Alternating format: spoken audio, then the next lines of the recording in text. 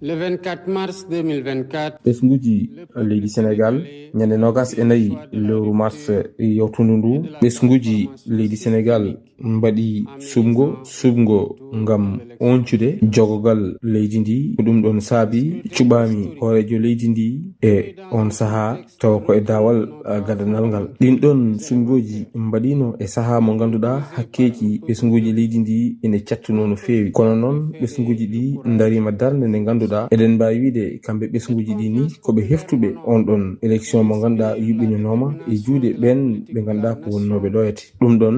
ko ngam hollirde yidde mabɓe kam e fandare mabɓe e holno ɓe jiiɗi ardorede ko nden ɗon hoolare noon saabi kala ko mbiɗa waɗa mbiɗa ƴetta hen pellitte ɗe ganduɗa faati ko e jogogal laamu ngu mami micco e ɗen ɗon caɗele ɗe ganduɗa ɓesguji ɗi guurino ɗum ha hande ko ɗum addani en dañde oɗo alternance mo ganduɗa yimɓe foof ene jeeɓa en ko ɗum saabi ko jooɗimi ko gadimi wadde ko ƴewtade ngam wawa andude ɗum ko desdami ko holɗo parnumi ɗum te ko ɗum kadi woni ko lawol yamirimi ɗum woni ko wiyete ko code de transparence dans la gestion des finances publiques e ɗin ɗon sarɗiyeji ɗi ganduɗa ene kalana en holno jogortoɗen ngaalu leydi ndi taw koye jogogal moƴƴal caggal gonɗon ƴewdo ngomin mbaɗi ko ummi hen ko min totti ɗum cour des comptes kamɓene kadi aɓe poti ɗum ƴewtade ɓe ƴeewa taw ko noon woori to ɗum gasi mamin kabru ɗum ɓesguji ɗi ngam habrudeɓe wonde ko ɗo min ƴettiri leydi ndi kono noon e gonɗon ƴewdo holliri jogogal ngal ganduɗa joguinoɓe leydi ndi joguino ɗum ko e jogogal ngal fewani te wonko ganduɗa ɓe cuuɗi ɗum ɓesguji ɗi e ngal jogogal ɗum ɗon hollirta tan ko jogogal ngal ganduɗa ene wayno tan ɗum ɗon koko ɓocciti ko wiyete ko masse salarial o ko ɓocciti ñamale ɗe koko ɓocciti kadi ko heewi ko ganduɗa ko yoɓete taw ko fewti e ñamale ɗe ha tengti kadi e ko ganduɗa eɗen keeɓa koppareje taw ko gummoteɗe caggal leydi ɗum ko ganduɗa min jii ɗum e bonande e jogogal ngal ɗon ɗum ine jeeya eko jibini caɗele eko yowti e faggudu leydi ndi laamu ngu so yewtidi e ɓen ɓe ganduɗa ko kamɓe ndendi golle ɗe maɓe ngar jewtide ɗum e ɓesguji leydi ndi min kabraɓe kala ko ganduɗa cour des comptes tottiri ɗum ɗon kono noon mbiɗa hollira tan ma lawol fawa e dow ɓen ɓe ganduɗa ɓe moddi won ɗon alhaali bandiraɓe sénégal to gummiɗen ɗo woɗɗani ni yimɓe fof ene gandi wonino ko muusi ƴiƴameje dufi hen hani e pittali duttima hen kono noon e on saaha ɓesguji ɗi joguinomo pellital ngam haɓanade potal ɗum woni ko wiyete ko démocratie ɗum ɗon saabi ene wayno ɓen ɓe ganduɗa kañumen goni joguiɓe sembe toon to suudu sarɗiyeji guendire nde ɓen ene wayno woni darde mabɓe ko herƴinde ɗum ɗon elle kamɓe ɓe jahani eko ɓesguji ɗi jiiɗi ko ha addani ɗumen dañde oɗo résultat dañaɗo hande ɓe gadori ɗum ko e lewru juin e hitande nde gonɗen nde aɓe joguino fartange wadde ko wiyete ko débat d'orientation budgétaire e on saaha ɓe caali ɓe mbi ɓe mbaɗata ɗum ɗon saabu ɗum won ko ɓe mbiya ko welaniɓe e dingadal dawrugol ngol ɗum ɗon noon ine lundi kuule ɗe ganduɗa ɗum woni ko reeni kala ko fewti e ñawoje to bange faggudu ɗo e nder leydi sénégal ɗum ɗon tulmini nguru sénégal e nder leydi he hani e bowal leydi ɗum haɗani ɗon tan e lewru août e hitande nde gonɗen nde tuttumiɓe projet de loi mo ganduɗa yurnitto ko kuule leydi ndi ngam wawde ittude au conseil des collectivités territoriales kam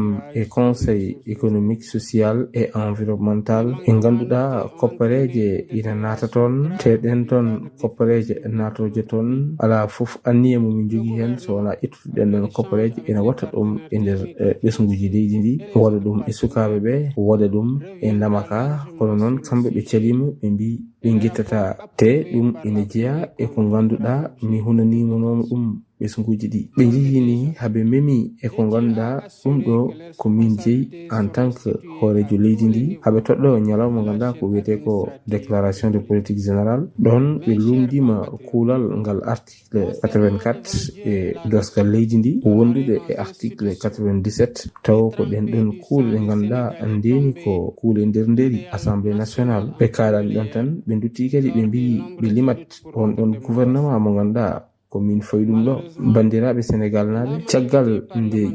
ƴewtidimi tawmi ɓeɗo ko ɓe ngoni e dow mum ko wona lawol, kadi ɓe daraki e darde fewde e lawol, ko ɗum saabi battumiɓe e lawol ngam wiide ɓe so tawi ko wiyete ko déclaration de politique générale so ina waɗata ko e oɗo ñalawma. ɗum ɗon noon meeɗa wonde funti hakkundam e ɓesguji leydi Sénégal. ɗum ɗon ko ngam siftinde ɓen ɓe ganduɗa darde mumen ko lundade lawol ngol en tant que mbiɗomi ɗo e dow gardingu leydi ndi, noon no dawrugol ngol yarat hay lawol gotol mi jaɓata ina fawo e dow ñawoje leydi ndi. wadde noon ko wajibu wonno e am ɗum ko caggal nde kunaninomi on mi accata hay lawol gotol ɓen ɓe ganduɗa ko bonnude tan aduna ɗumen ummade haɓe mbawa dañde gonga e nder leydi he. mi yi noon e on saaha mo ganduɗa yiddam wonno ko joddade mabɓe yewtidde e mabɓe hol peeje mbatten ha mbawen ɓamtude leydi ndi. kono noon e oɗo saaha mi wawa dañde hay ɗaminare wotere e mabɓe, saabu ɗum fandare leydi Sénégal woni intérêt leydi Sénégal umminani ɓe. ɓen ɓe ganduɗa ko kamɓe jogui kewal toon to suudu sarɗiyeji leydi ndi, ala foof ko woni darde mabɓe e oɗo saaha mo gonɗen